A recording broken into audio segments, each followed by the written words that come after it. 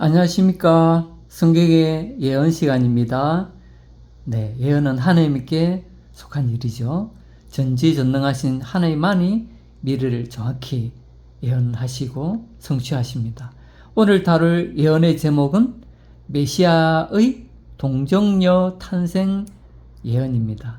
동정녀는 순수한 처녀를 말하죠. 네, 구약 이사야 7장 14절입니다. 네, 이사야 7장 14절 여기 있습니다. 그러므로 주께서 친히 징조를 너에게 주실 것이라. 보라, 처녀가 잉태하여 아들을 낳을 것이요 그의 이름을 임마누엘이라 하리라. 네, 이 예언이 기록된 때는 BC 735년경입니다. 이 당시에는 이스라엘이 남유다와 북이스라엘로 나뉘어져 있었거든요. 네. 그런데 이 북쪽에 있는 아람 왕, 그러니까 오늘날은 시리아죠. 시리아 아람 왕과 또 북쪽에 있는 이스라엘 왕이 남유다를 공격하려 했어요. 이때 남유다의 왕이 누구냐 하면은 아하스 왕이었습니다. 썩 좋은 왕은 아니었죠. 별로였습니다. 그래서 시리아 왕과 북이스라엘 왕이 남유다를 공격하려고 했는데 이제 남유다는 위급한 상태에 놓였죠. 그때 하나님께서 남유다를 건져주겠다는 이 약속의 말씀을 하시면서 이 내용을 하나의 징조로 말씀하신 겁니다. 네. 예, 당시에도 뭔가가 이루어졌고, 그리고 또 실제 먼 훗날 완전한 예언의 성취가 있는 거거든요. 그래서 이런 식의 예언이 있죠.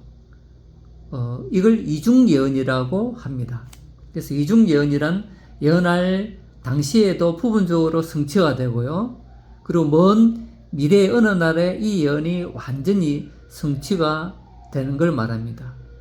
이것 외에도 성경에는 이런 부분들이 몇 군데 있습니다. 이 이후에 이 당시에 이 예언이 어떤 식으로 성취가 됐는지에 대한 내용은 더 이상 기록하지 않았습니다만은 이 말씀대로 틀림없이 이루어졌을 것이다 라고 볼 수가 있습니다. 근데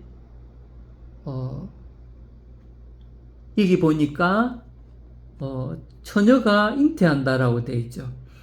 예, 처녀가 잉태하여 아들을 낳고 그 이름을 임마누엘이라 하리라 했습니다.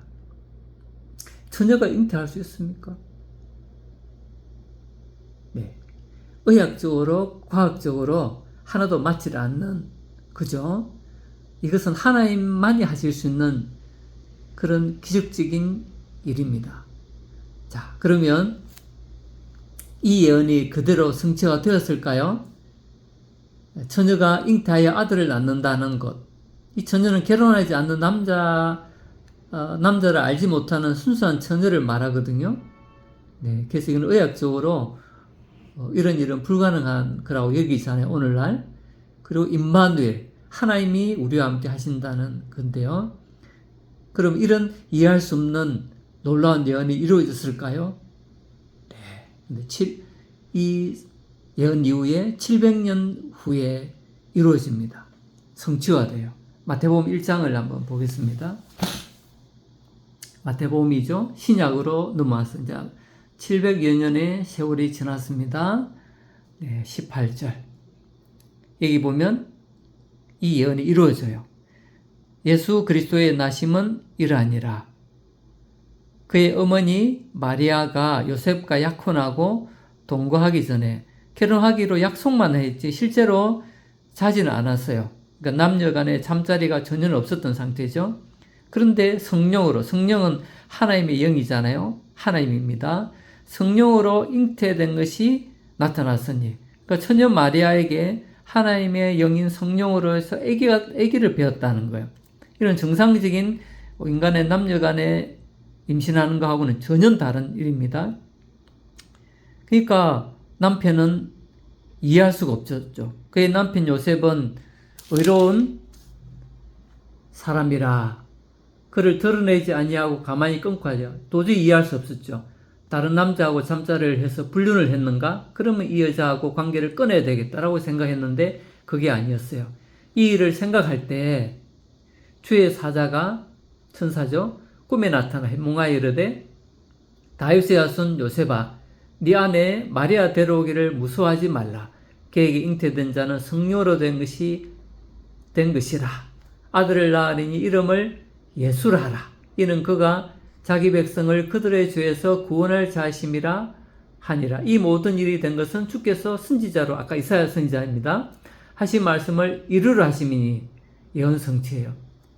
보라 처녀가 잉태하여 아들을 낳을 것이요 그의 이름은 임마누엘이라 하리라 하셨으니 이를 번역한즉 하나님이 우리와 함께 계시다 함이라. 아까 이사야 7장에 있는 예언이 그대로 성취가 됐습니다.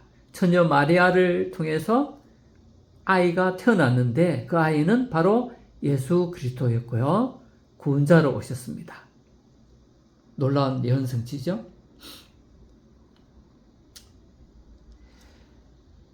누가복음 1장에서도 같은 내용을 기록하고 있습니다. 1장 누가복음이죠. 1장 26절에 보면 6달 후에 천사 가브리엘이 하나님의 보내심을 받아 가브리엘은 천사 이름이거든요. 천사가 다윗의 자손 요셉, 그러니까 다윗의 자손, 아까 아하스 왕이 있었죠. 이사야에서. 그 후손이 다윗이거든요. 그 다윗 왕조입니다. 다윗 왕조를 보호하려고 했던 하나님이었거든요. 그래서 임마누엘이었어요. 약혼한 처녀에게 이르니 그 처녀 이름은 마리아. 그러니까 천사가 마리아에게 나타나서 그 상황을 이해해줘요. 그래가지고 보라 네가 잉태하여 아들을 낳으리니 이름을 예수라 하라 했죠. 그러니까 이사야 7장의 예언이 그대로 이루어진다는 것을 천사가 말을 했습니다. 그가 큰 자가 되고 지극히 높으신 이 아들을 그릴 것이요 주 하나님께서 그 조상 다윗의 왕위를 그에게 주시리니 했죠. 바로 다윗의 후손으로 오신 메시아를 이야기하고 있습니다. 그러니까 마리아가 깜짝 놀랐죠. 천사에게 말하기를 나는 남자를 모른다. 남자와 잠자리로 해본 적도 없고 나는 처녀다 하니까 천사가 하는 말이 성령으로 잉태된다 했죠. 그래서 이 나실 분은 거룩한 하나님의 아들이라고 했습니다. 이분이 예수 그리스도. 예수 그리스도는 완전한 하나님이시면서 또한 완전한 사람입니다. 성령으로 난 하나님이시면서 그리고 마리아의 몸을 통해서 난 완전한 사람. 이 둘이 신비롭게 합쳐져 있어요. 이분이 바로 우리를 죄에서 구원하실 구원자로 오셨습니다. 예수 그리스도죠.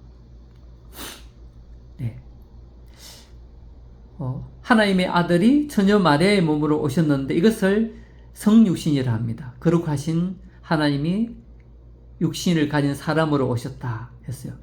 그분이 왜 오셨을까요?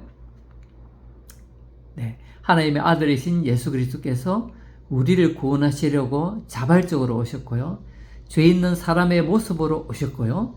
하나님의 능력으로 십자가의 죽으심으로 우리의 죄를 완전히 처리하러 오셨고요. 자기 목숨을 내주시는 놀라운 사랑을 나타내 주시려고 오셨습니다. 이 일은 천사도 할 수 없고 어떤 인간도 할 수 없는 일입니다. 이사야 7장 14절 예언이 약 700년 후에 정확하게 이루어졌습니다. 성경은 진리입니다. 성경의 예언은 반드시 이와 같이 성취화됩니다. 그래서 성경은 믿을 수 있습니다. 오늘은 메시아가 처녀의 몸으로 태어나신다는 이사야 7장의 예언을 살펴보았습니다. 이만 마치겠습니다.